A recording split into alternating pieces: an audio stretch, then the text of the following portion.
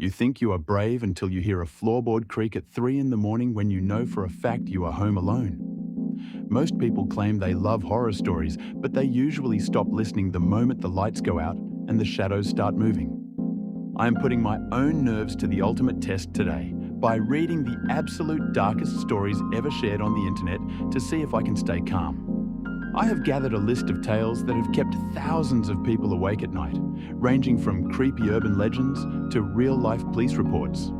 If my heart rate stays steady, I win. But if I start checking behind my curtains every 5 minutes, then the stories have won. Before we get into the really bad stuff, we have to talk about why our brains even enjoy being terrified in the first place. Experts like Dr. Margie Kerr, who studies the science of fear, say that our bodies release a huge flood of dopamine when we get scared. It is basically a natural high that makes us feel alive, even if we are currently hiding under a thick blanket in a cold room. In a study from 1992, researchers found that people watching scary movies had heart rates that jumped from 70 beats per minute to over 140. That is the same physical stress your body feels when you are running a fast race or trying to avoid a car accident. I can already feel my own pulse starting to quicken just thinking about the first story on my list, which comes from a small town in Ohio. This story is known as the Smiling Man, and it allegedly happened to a college student who was walking home late at night in a quiet neighborhood. He was walking down a long, empty street when he saw a man in the distance who was dancing in a very strange, jerky way. As the man got closer, the student realized the stranger had a massive, painful-looking smile stretched across his face, and his eyes were wide open. The stranger wasn't just walking. He was doing a sort of waltz, tipping his head back and staring directly at the night sky while smiling. The student tried to cross the street to avoid him, but every time he moved, the dancing man would mirror his movements and keep getting closer. Finally, the man stopped, turned around, and began sprinting toward the student on his tiptoes while keeping that horrifying smile the entire time. Stories like that are why I hate walking anywhere after the sun goes down, because you never know who is watching you from the dark. The real problem with horror is that once an image like a dancing, smiling man gets into your head, you cannot just delete it. I am starting to regret doing this in a room with so many windows, but we have a lot more ground to cover before this challenge is over. Let's shift gears to something a bit more legendary, like the stories involving the mysterious staircases found deep in the national forests of America. Search and rescue officers have shared stories on the internet for years about finding perfectly clean, white marble stairs in the middle of nowhere.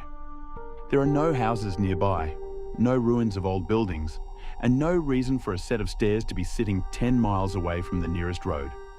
One officer reported finding a staircase in a forest in Oregon that looked like it belonged in a fancy hotel, but it was just standing against a tree.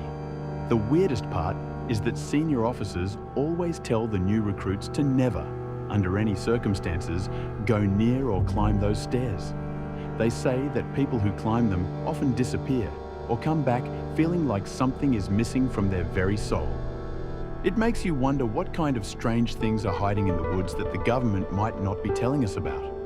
If you think stairs in the woods are weird, then the next story about the black-eyed children will definitely make your skin crawl. This legend started in 1996 in Abilene, Texas, when a journalist named Brian Bethel reported a strange encounter he had in a parking lot. Two young boys approached his car and asked for a ride home, but something about their voices felt cold, flat, and completely robotic.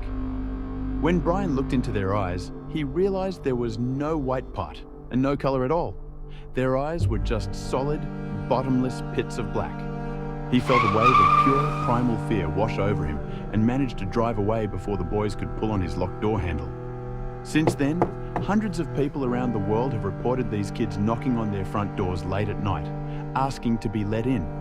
They always use the same phrases, saying things like they need to use the phone or that their parents will be worried if they stay outside.